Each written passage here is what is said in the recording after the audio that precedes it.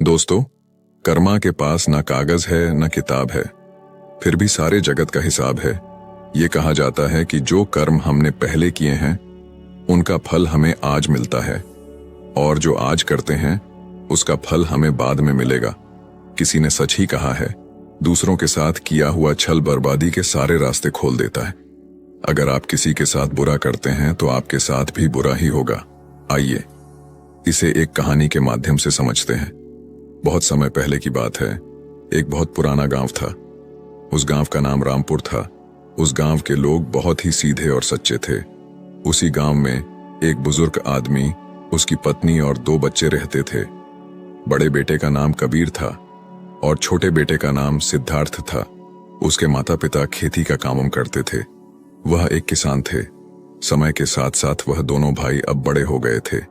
सिद्धार्थ अक्सर अपने भाई कबीर को देखकर जलता था, क्योंकि कबीर स्वभाव से बहुत अच्छा था। वह सबकी मदद करता था।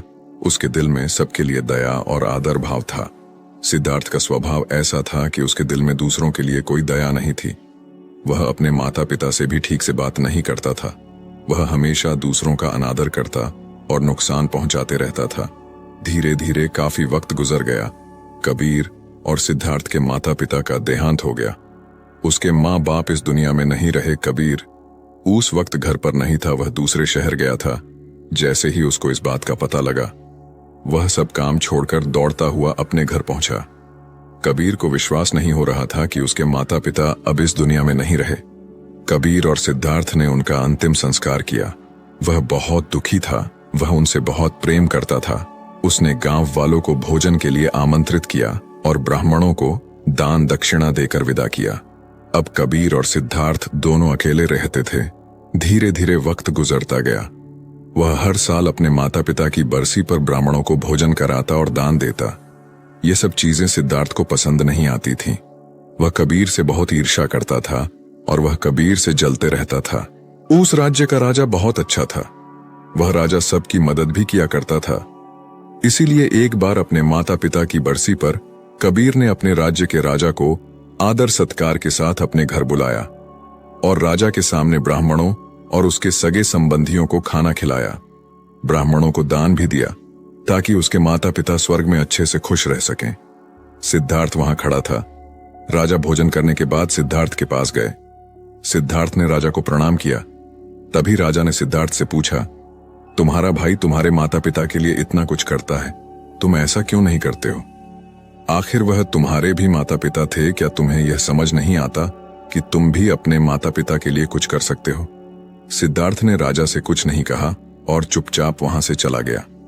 सिद्धार्थ को गुस्सा आ रहा था क्योंकि राजा ने उसकी बेइज्जती की, क्योंकि कबीर अब सबकी नजरों में अच्छा बन गया था। राजा ने भी उसकी तारीफ की थी और सिद्धार्थ सिर्फ चुपचाप देख रहा था। उससे ये सब देखा नहीं जा रहा था और वह कबीर से अपने अपमान का बदला लेने का सोच रहा था। 1-2 महीने बीत जाने के बाद एक रात सिद्धार्थ योजना बनाता है कि उसे कैसे भी करके रास्ते से हटाना होगा। अगले दिन सिद्धार्थ ढोंग करना शुरू करता है।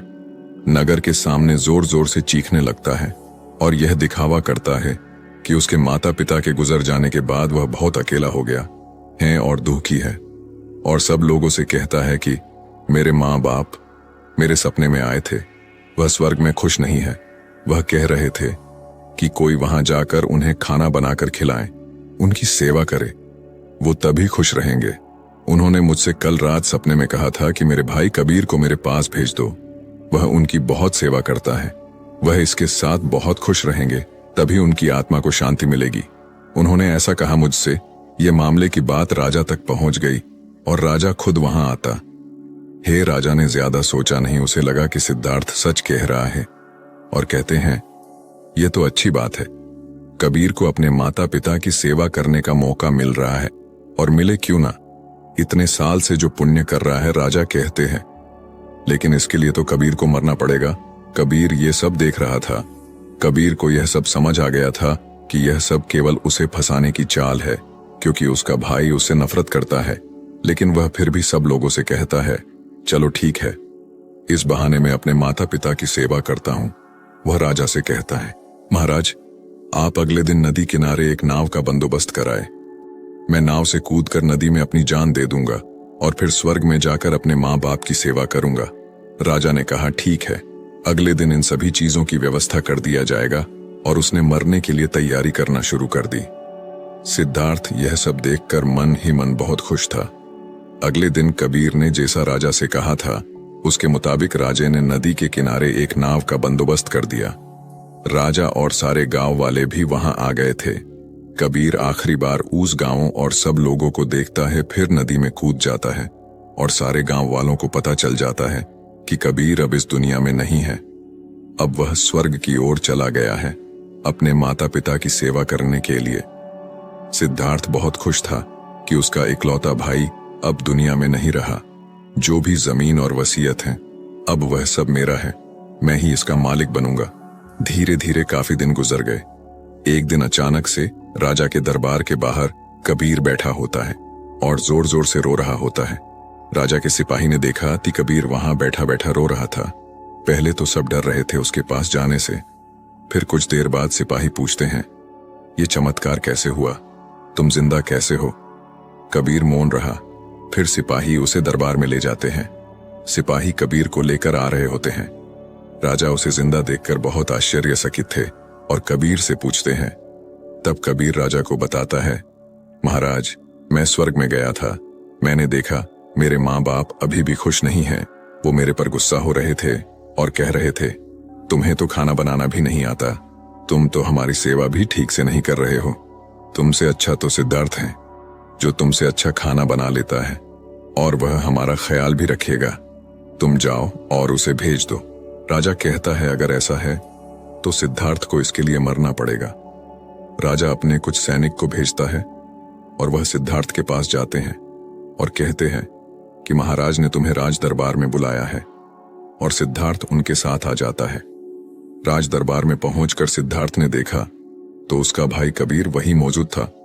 उसे वहां देखकर आश्चर्यचकित था।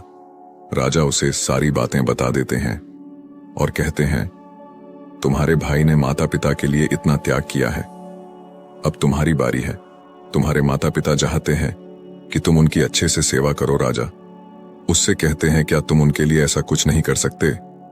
सिद्धार्थ अगर कुछ बोलता तो उसकी योजना के बारे पता चल जाता। इसीलिए सिद्धार्थ को ना चाहते हुए भी ये सब करना पड़ता है। अगले दिन फिर से सारी तैयारी किया जाता है।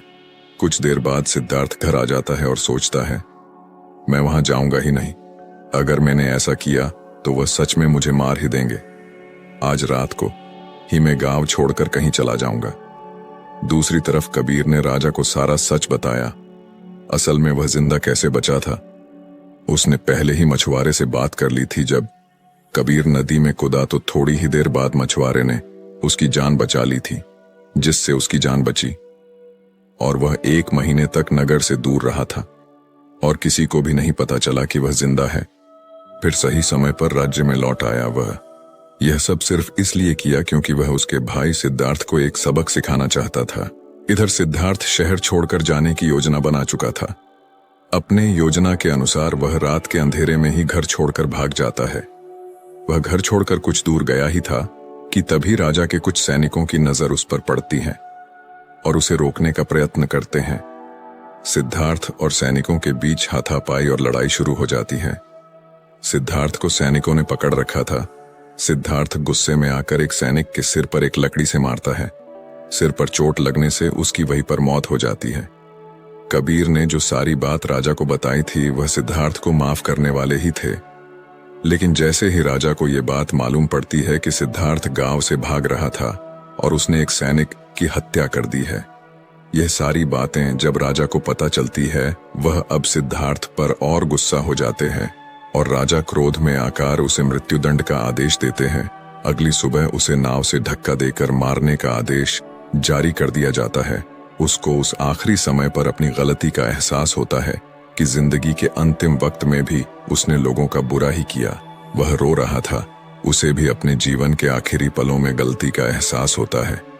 पर वो कहावत तो आपने सुनी होगी, अब पछताने से क्या होगा जब चिड़ियां चुग गई खेत से, और पछतावे के साथ उसे अपनी जान से हाथ धोना पड़ता है। दोस्तों, कर्मों का फल ऐसा ही होता है।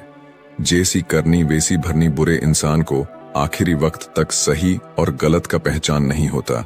जिंदगी ऐसे ही नहीं चलती। जिंदगी समझने की चीज है जिसे हर व्यक्ति को समझनी चाहिए। मनुष्य के द्वारा किए जाने वाले सभी कर्म उसके विचारों से बनते हैं। हमारी सकारात्मक या नकारात्मक सोच विचारों को जन्म देती है और वही विचार कर्म बनाते हैं। इस तरह सोच सकारात्मक होने पर ही अच्छे कर्मों का निर्माण हो सकता है। अगर हमें किसी के साथ बुरा करते हैं तो हमारे साथ भी जरूर बुरा होगा। जब आप दूसरों के लिए अच्छा करते हो तो बदले में हमारे साथ भी अच्छा होता है। यह भी हो सकता है उस वक्त हमारे साथ कुछ बुरा ना भी हो, लेकिन कभी न कभी इसका हर्जाना हमें भुगतना ही पड़ता है।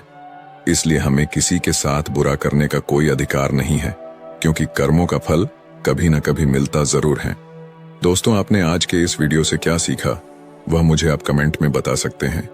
इसी के साथ में उम्मीद है कि आपको आज की वीडियो पसंद आई होगी, तो इस वीडियो को उस इंसान को शेयर करें जिससे ये कहानी सुनने की जरूरत है, और उसी के ठीक बाद चैनल को सब्सक्राइब करें। तो चलिए फिर मिलते हैं ऐसी एक और नई वीडियो में एक नए मैसेज के साथ। तब तक के लिए अपना ख्याल रखें। धन्यवाद और नमो बुद्धाय।